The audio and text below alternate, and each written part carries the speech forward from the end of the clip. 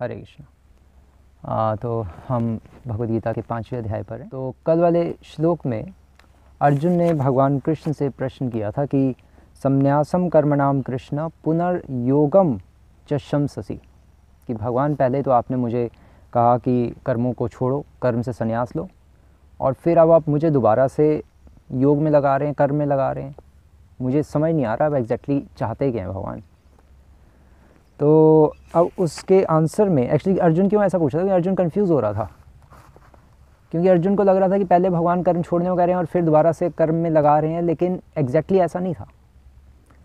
भगवान उसको जो कह रहे थे कि कर्म छोड़ो और फिर दोबारा से कहते हैं कि कर्म करो, कहने का अर्थ ये है कि तुम अपने लिए कर्म करना छोड़ो और मेरे लिए कर्म करो।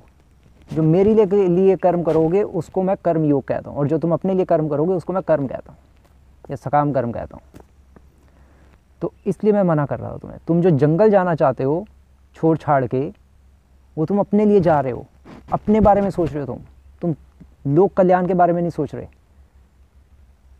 मेरी इच्छा है लोक कल्याण करना, और तुम मेरी प्रसन्नता के लिए नहीं चलोगे तो कर्म बंधन में फंस जाओगे। इसलिए मैं उस कर्म को करने के लिए मना कर रहा था तुम्हें। तो अब इस आज वाले श्लोक में, आज वाला श्लोक जो श्लोक नंबर 2 है, इसमें भगवान कह रहे हैं अब श्री भगवान उवाच संन्यासः कर्मयोगश्च निःश्रेयस्करावुभौ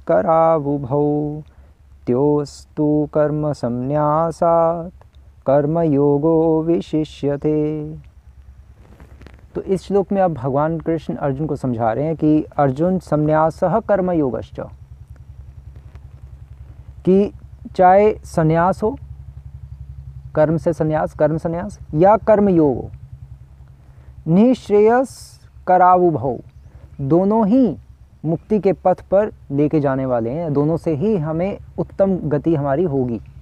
लेकिन दोनों में से कर्म संन्यासात, जो कर्म संन्यास है और जो कर्म योग है, इन दोनों में से कर्म योगो विशिष्यते, कर्म योग श्रेष्ठ है।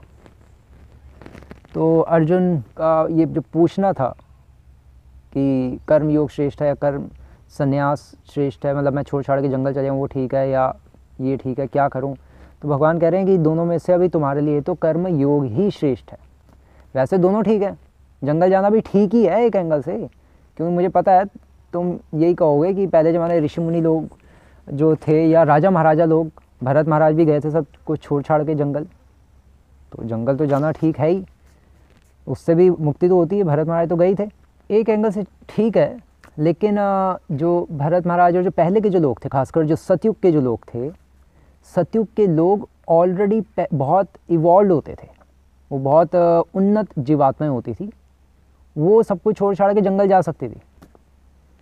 लेकिन तुम अर्जुन, तुम जंगल नहीं जा सकते, क्योंकि तुम्हारा हृदय शुद्ध हुआ नहीं अभी, और तुम जंगल चले जाओगे, करोगे क्या वहाँ पे तुम यही पूछते रहोगे महाभारत के युद्ध में क्या हो रहा है, माइंड तुम्हारा इधर ही लगा रहेगा। और फिर जब तुम्हें बाई चांस पता चलेगा कि मेरे भाई बंधु सब मारे गए, तो तुम भागे भागे आ जाओगे 2 महीने बाद वापस। इसलिए तुम्हारे लिए वो कर्म संन्यास ठीक नहीं है, छोड़ छाड़ के जंगल जाना।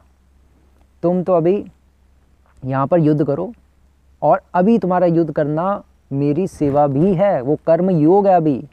अभी केवल वो तुम्हारा वर्णाश्रम नहीं है, तुम्हारा क्षत्रिय धर्म तुम्हें पालन करने के लिए मैं केवल प्रेरित नहीं कर रहा।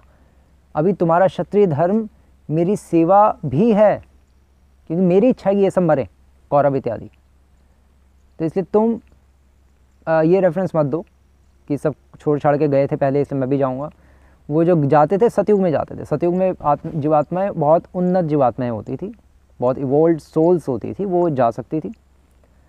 लेकिन उसके बाद जैसे जैसे द्वापर, त्रेता द्वापर आया, फिर धीरे धीरे फिर वर्णाश्रम आ गया। सतयुग में वर्णाश्रम नहीं था, इसलिए उसमें सीधा जंगल निकल जाते थे। या एक्सेप्शंस द्वापर में भी आए, सुखदेव गोस्वामी भी छोड़ छाड़ के सबको जंगल निकल गए।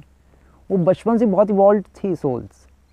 तुम अभी अपना पहले हृदय शुद्ध कर लो, सेवा कर लो, फिर जाना जंगल। इसलिए कर्म संन्यास लेना तुम्हारे लिए ठीक नहीं है, ये भगवान बताना चाह रहे हैं।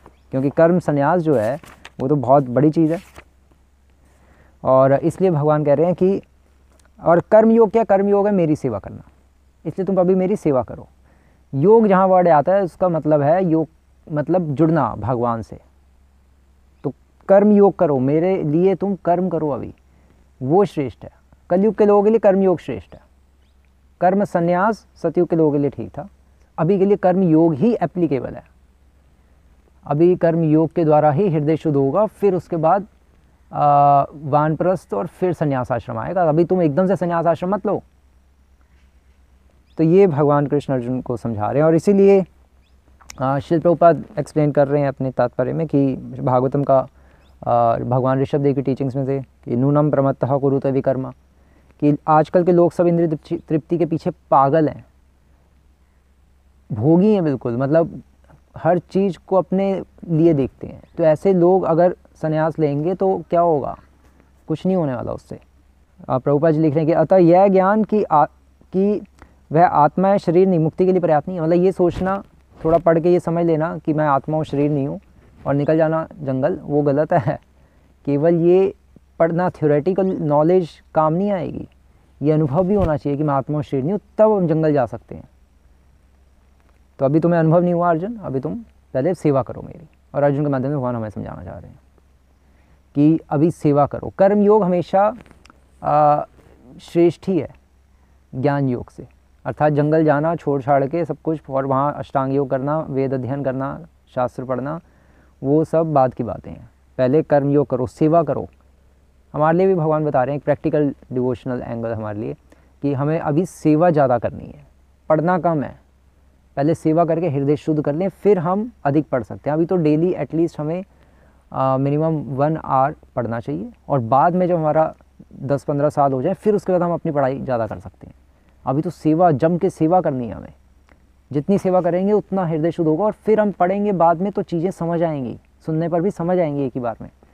अभी हम ज़्यादा सेवा पर फोकस करना चाहिए। यही भक्तिवेदांत सरस्वती ठाकुर का भी मत था। वो हमेशा अपने मठ में सभी भक्तों को सेवा में लगाए रखते थे। श्रील प्रभुपाद ने भी ये किया, बुक डिस्ट्रीब्यूशन में सबको लगा के रखा, क्योंकि अभी हम 64 माला कर भी नहीं सकते, इसलिए श्रील प्रभुपाद ने 64 से 16 पे आ भी गए। ऑल्दो महाप्रभु ने और भक्तिवेदांत सरस्वती ठाकुर ने कहा है कि जो 16 माला 64 माला जो नहीं करेगा वो पतित है। लेकिन श्रील प्रभुपाद ने देखा कि ये लोग तो पतित हैं, ये इसलिए 64 कर भी नहीं सकते। इसलिए श्रील प्रभुपाद को, क्योंकि हिप्पियों को, मतलब बिल्कुल एनिमल्स को ही प्रीचिंग करनी, तो प्रभुपाद को 16 निर्धारित करनी पड़ी माला, और फिर श्रील प्रभुपाद ने 16 की, और फिर सेवा में लगाया। और फिर सेवा से जैसे हृदय शुद्ध होगा तो अपने आप इनका 16 से 64 पे आ जाएंगे। श्रील प्रभुपाद क्योंकि अभी रिसेंट आचार्य थे, प्रभुपाद ने इस तरह से लोगों का स्तर ऊपर उठाने के लिए इस तरह से टेक्निक लगाई। और फिर श्रील प्रभुपाद एक्सप्लेन कर रहे हैं कि कृष्ण भावनामृत से रहित संन्यास अपूर्ण है। जैसा कि श्री रूप गोस्वामी ने भक्ति रसामृत सिंधु में कहा है, प्रपंचिकत्य बुद्धया हरि संबंधी वस्तुनाः, कि जो कुछ भी हम भगवान से डिस्कनेक्टेड देखेंगे और उसको भगवान की सेवा में नहीं लगाएंगे, इसका मतलब हम गलत कर रहे हैं, वो हम गलत संन्यास की ओर जा रहे हैं। वो संन्यास नहीं है, वो अपूर्ण संन्यास कहलाता है। चीज़ों को छोड़ना नहीं है, चीज़ों को भगवान से जोड़ना है। तो ये बस अर्जुन कंफ्यूज हो रहा है। ये इस श्लोक में भगवान अर्जुन को समझाना चाह रहे हैं कि अभी तुम कर्म से संन्यास मत लो, अभी तुम सेवा करो, कर्म योग करो, और फिर जब कर्म योग करके हृदय शुद्ध हो जाएगा, कर्म योग मतलब मेरे लिए सेवा करो, मेरे लिए जब सेवा करोगे हृदय शुद्ध हो जाएगा, फिर तुम अपना जंगल चले आना, तब संन्यास लेना। अभी तो तुम सेवा कर लो पहले। हरे कृष्णा। श्री प्रभुपाद की